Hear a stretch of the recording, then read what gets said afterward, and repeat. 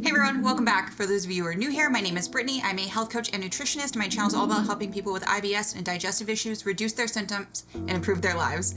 And today we are doing that with a low FODMAP soup recipe. This is going to be like a creamy but also like brothy chicken bacon lentil soup. Now, I know what you're thinking. Lentils are high FODMAP. Yes, they are. That's true. We're not going to be able to have like the thick sausage and lentil soup, kind of like that's like very classic, you know what I mean? Because that's just way too many lentils. That would totally mess us up. But we are going to be able to use less lentils in this recipe to still, you know, be able to have lentil soup, but in a low FODMAP way. So let me show you guys how we do that. Okay, let's get started. So the other thing that is going to make this recipe low FODMAP is using leek instead of onion. So the low FODMAP serving size of leek is 1 cup of these green leaves right here. You can't eat like this like more white stem part. It's just like a giant green onion. Think of it that way. So yeah, the low FODMAP serving size is 1 cup, and we're only going to be using 2 tablespoons for this entire recipe, which serves about 4 people. So well within the low FODMAP limit. The other thing we're going to be using today is garlic oil to give us a little bit more flavor. And we are going to be using this homemade bone broth that I made. So I just made this yesterday, and look how thick it is, how nice and gelatinous. That means it's full of collagen. For those of you who have been watching my videos for a while, you know that collagen is super important for healing a leaky gut and for really providing that nice thick intestinal lining and giving you that intestinal integrity.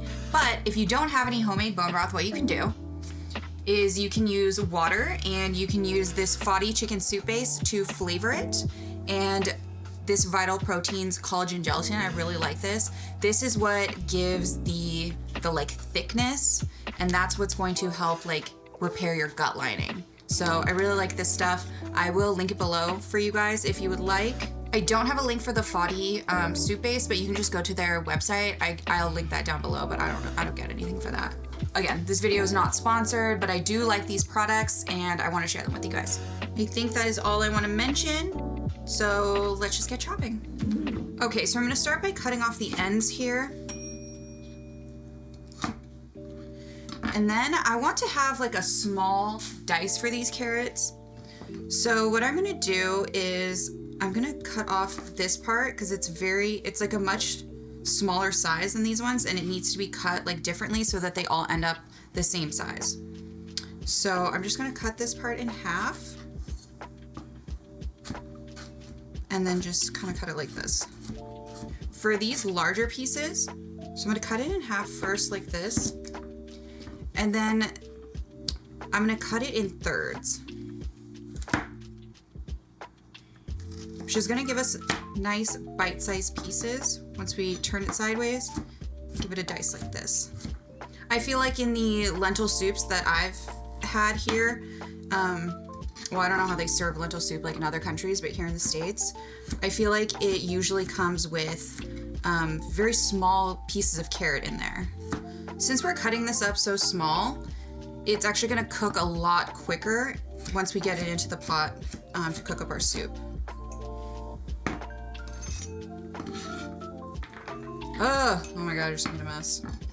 I feel like cutting it up like this makes it feel like we have so many carrots, even though we only used 2. Okay, next we're gonna be using a yellow crookneck squash. So when I started this diet, they actually didn't have any data for it in the Low FODMAP Monash app. And so I basically just kind of tried it and then to see if I had any symptoms, and I didn't. And I just kind of feel like the summer squashes like crookneck and zucchini and like patty pan squash, I feel like those are like lower FODMAP generally than the winter squashes like butternut or acorn squash. That's just kind of like what I've noticed, because I know there's not data for like everything in that app, and you might have like something different where you live. So I just wanted to let you know like what I discovered. Okay, so this one we are going to cut it in half and then half again so that we can get some like little quarters. like this. So the one of the tricks to having like a really good soup is you want everything to be the right texture, right? You don't want some things to be mushy and like falling apart and then other things to be undercooked. So you kind of need to know at what temperature and like at what rate things are going to cook.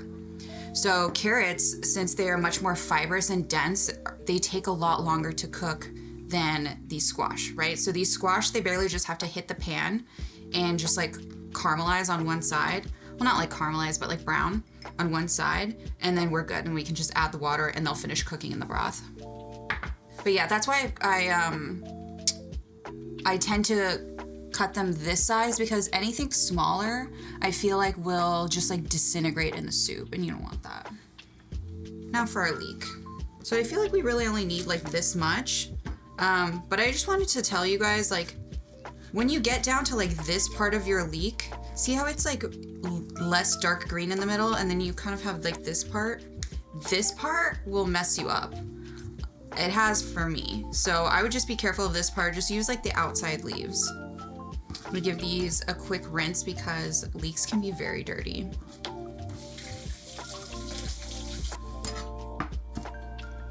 I'm just gonna give them a quick slice like this. I do think we need a little bit more. This is about 1.5 tablespoons.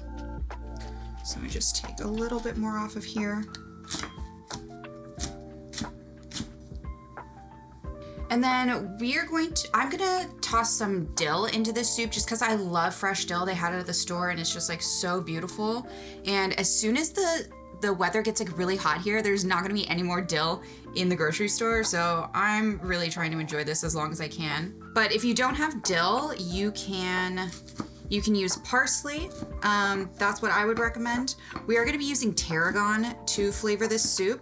And if you don't have tarragon, that's totally fine. Again, you can use parsley, you can use rosemary, you can use thyme.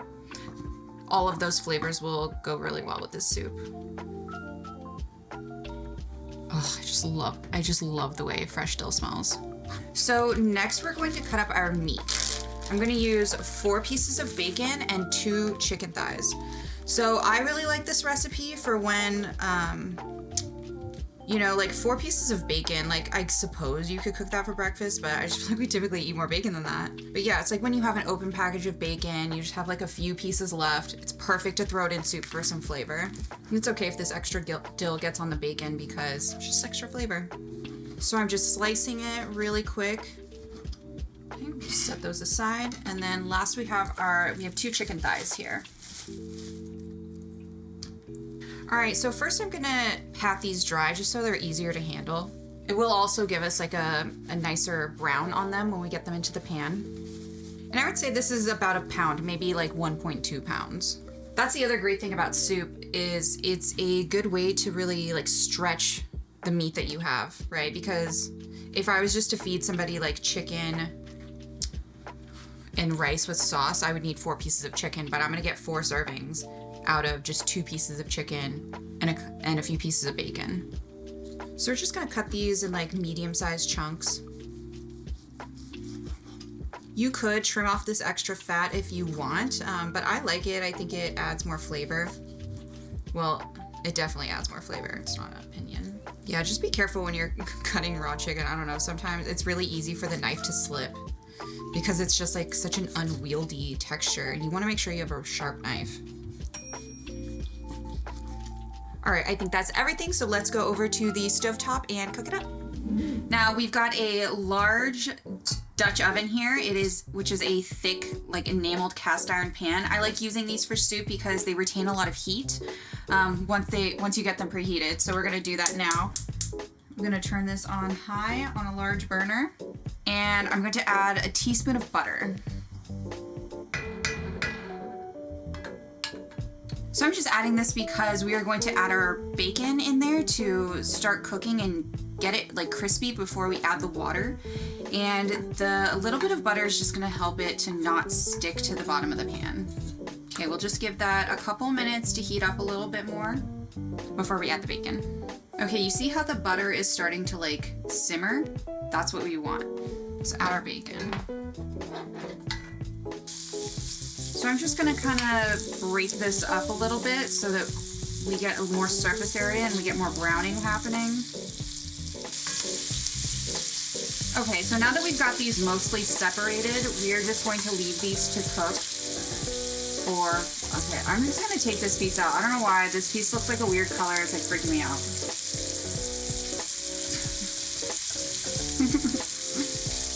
Alright, so yeah, we're just going to let this cook for 2 to 3 minutes until it gets like halfway cooked. I'm gonna add some fresh ground pepper.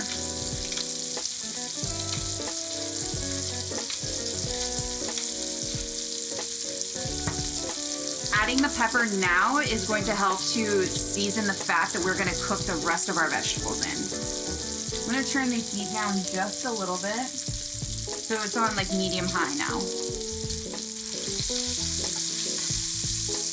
See how these parts are getting like nice and crispy, how bacon typically is? That's what we're looking for.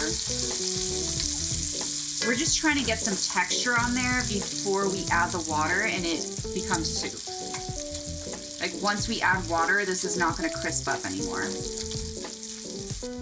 Bacon.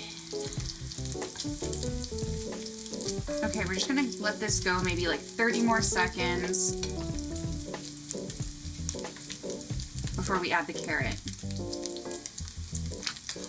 Okay, now this is gonna continue to cook and crisp up, so it doesn't have to be all the way done.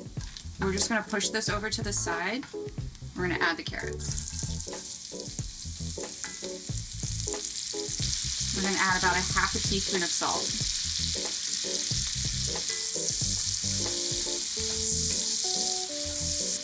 I mean, have you guys ever had carrot cooked in bacon grease? It's gonna be really good. So you see how the edges of these carrots are starting to lighten up? That's what we're looking for. We're not looking for them to get cooked all the way through. We're just trying to fry them a little to help them develop flavor and a little bit of texture. I think the other reason why I like using carrots in this recipe, and particularly in this way, is because the sweetness from the carrots is going to help like cut through the super richness of all that bacon grease. All right, I think we're just gonna let these go for like another minute or so, and then we'll add our squash. Do you hear that sound? Yeah, so that's, I think it's like the water inside the carrot turning into steam and then like escaping. I think that's what that sound is. So you see it's like significantly hotter right now. Cooking really is like a fully, like use all your senses in the kitchen, not just your nose, not just your eyes. You know, you're using your ears too. Okay, so I'm gonna scoot these over to the side. We're gonna add the squash. Another half teaspoon of salt.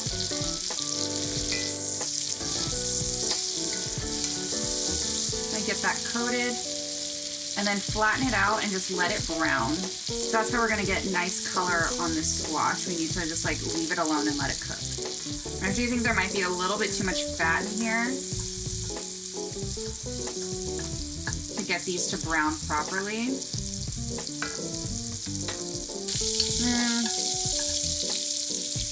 I don't know. I changed my mind. We'll just leave it. We're gonna let it ride. But I'm not gonna add any more garlic oil. Or add any garlic oil, I should say. I think we've got enough flavor here. Okay, lastly, I'm gonna add the leek.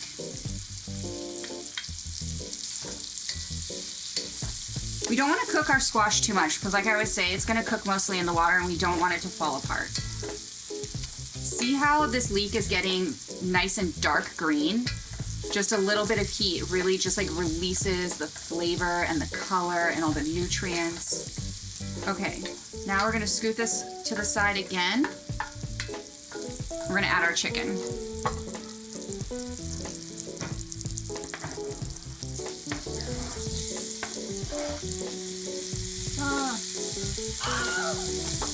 Oh my god, doesn't that smell so good? So we're just gonna flatten that out so it has like an even space to cook in. We're gonna add a teaspoon of salt. And we're going to add about a teaspoon of tarragon. Again, if you don't have any tarragon, you can use dried rosemary, thyme, parsley. Sage would also work too. I don't know, have you guys, I feel like tarragon's not a super popular spice. It has such an interesting smell. I think they use it a lot in French cooking. But it's like light and like floral. It kind of reminds me a little bit of lavender. Yeah. It's such an interesting aromatic. If you've never cooked with it, I highly recommend picking some up. That's like one of the things when you kind of invest in going on this journey and like learning to cook, and you get to like broaden out all the flavors that you like. Okay, so since you have to not use the seasonings that you're normally used to using, like garlic and onion powder, and then like all of these blends from the store that usually have garlic and onion in them, you kind of get to like branch out and choose to use things that you don't normally use. Okay, I'm just gonna mix that up. We're not looking to cook this chicken all the way through. We're just looking to get a little bit of color on there. But anyway, like I was saying, I feel like I have discovered so many new and different like spices and herbs and things like since going on this journey, and it's just a fun opportunity to experiment. So I hope like one day I can take you guys through my spice cabinet and show you everything I have in there, because you know, you collect things over time.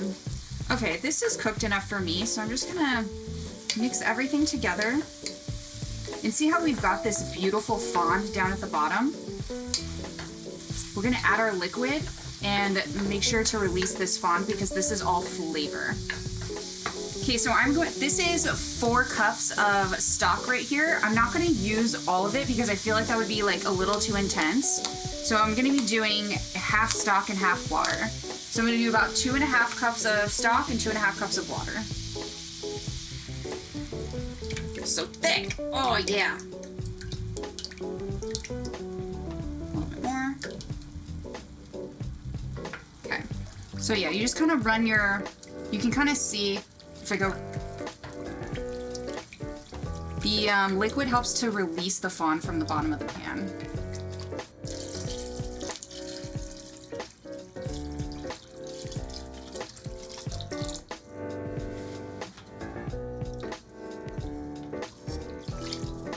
I feel like I want it to be a little bit more brothy. Ooh, okay.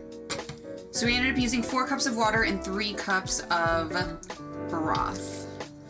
Again, as always, I'll make sure to have the finalized recipe linked in the website for you guys, and I will link the link in the description of the video. Okay, so we're gonna turn up the heat a little bit to get this up to temperature, and then we are going to add our last ingredient. Actually, that's not true. We're gonna add the lentils. Okay, so we're just gonna add a half cup. I know I used to always get nervous when I was cooking with lentils because there's so many websites that say like, do not cook your lentils with salt because it'll make them tough. But I've done this quite a few times now, and it's never really made my lentils tough. So if I was just like prepping a bunch of lentils on the stove, then I probably wouldn't salt them till afterwards. But I think in a soup, when there's so much water like this, I think it's fine. Also, if you want like a brothier soup, like I like a hearty soup. But if you want a brothier soup, feel free to add more water in stock. You know, it's up to you.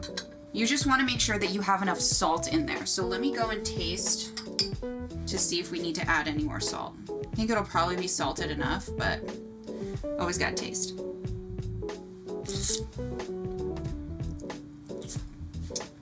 It actually does need just like a little bit more salt, but it's salted enough for cooking. We'll wait until we add our cream and our dill and do the final taste test, and then we'll taste to see if it needs any more salt. But if it was like super bland right now, then I would want to add a little bit more salt, just to help to get to infuse the salt into the ingredients, right? Kind of like pasta. I don't know if you guys can taste this, but I can definitely taste when I've cooked my pasta and I forgot to salt the water versus when I remember to salt the water, and like the salt gets into the pasta. I can definitely taste the difference. I don't know if you guys can, but yeah. One day to do one day do. Just gonna give this a stir to make sure those lentils aren't sticking to the bottom. We've almost got it up to temperature. Once we bring it up to a strong simmer, we're gonna put the lid on there and reduce the heat and cook it for 15 minutes.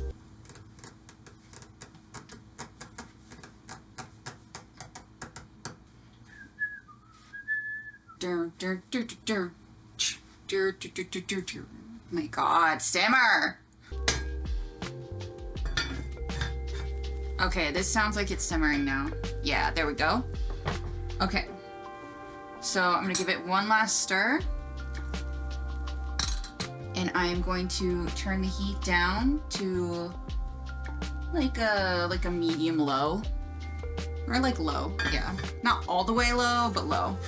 And that is because you don't want to boil your soup. I know that sounds weird, but if you boil your soup, everything will get way too mushy and overcooked, and your chicken will be dry.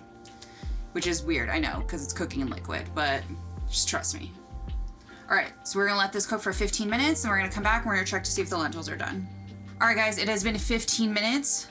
Let's check to see if our lentils are done. Ooh, this looks so good. Perfect. They are tender, but they've still got like a little bit of like texture to them. They're like al dente. Now to finish this soup, we're gonna turn the heat off and we're going to add a 1/4 cup of cream.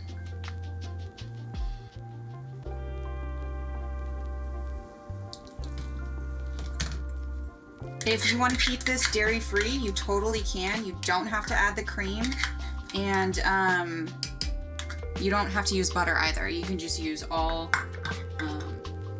just the bacon fat. Oh, look at that, so beautiful. And then the last thing, we're gonna add in our fresh dill. This green is just gonna make it come alive.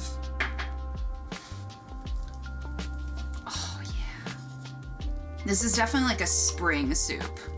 It's a lot of dill, but I love dill. Okay, so we're gonna let all those flavors just kind of come together. And so we're gonna put the lid on here.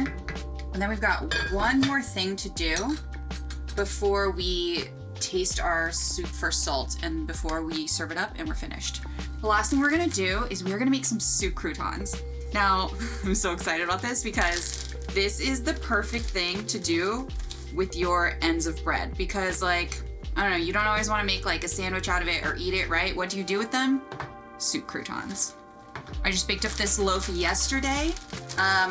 It is my gluten-free bread recipe that's on my website, on the channel. But what I did was, instead of using 3 tablespoons of olive oil like the recipe says, I used 1 tablespoon of olive oil and then 2 tablespoons of rosemary flavored olive oil.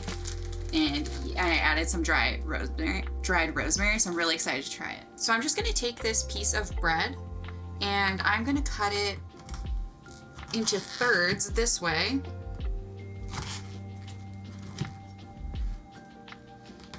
And then just kind of cut it into cubes this way.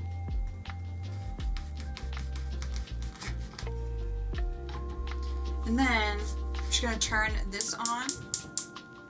Just one of the burners. Okay, so this has been heating up for a couple of minutes. I do recommend using a cast iron for this, but if you don't have one, stainless steel will work fine too. Don't use nonstick. Okay, I'm just gonna add some butter. We're gonna add our bread cubes right on top of it. And then we're gonna put a lid on here. So what's happening here is that the part of the bread that's in contact with the griddle and with the butter is gonna be frying and crisping up while the lid is catching the steam and heating the rest of the bread through, because I do keep my bread in the fridge, so it's very cold. It's just, there's no preservatives in it, so it stays fresher longer that way. So yeah, we're just gonna let this go for a few minutes, and then we will give it a stir, and then put the lid back on and repeat the process. Okay, it's been a couple of minutes. Let's check and see how these are. Ooh, look at that. Beautiful. Okay, so I am going to just flip these over onto a different side. We don't necessarily need to crisp every single side. We just want to get like enough texture on there so that they crunch in the soup, you know what I mean? Add a little bit more butter.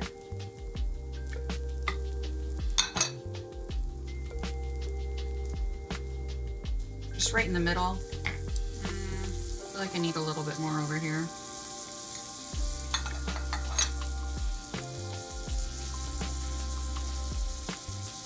Should melt and spread out. Okay, a couple more minutes and we'll be good to go.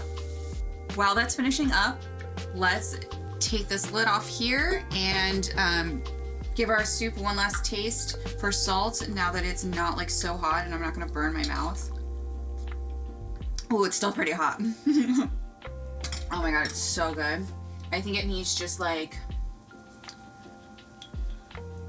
let's start with a 1/4 teaspoon. We'll see. I know it's kind of hard for people to understand like when it needs more salt or not. It just like, salt just kind of brings your food alive. Yep, that's what it needed. Okay, we'll leave the lid off and let's check this one more time. Yep, beautiful, look at that. Just gonna flip these over a little bit more. Just give them like another minute or so. While that's finishing up, let's bring this stuff over there and we can dish it up. Okay.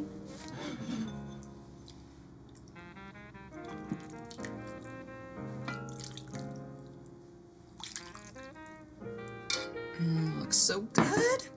And now let's finish it off with our soup croutons. That's my favorite part.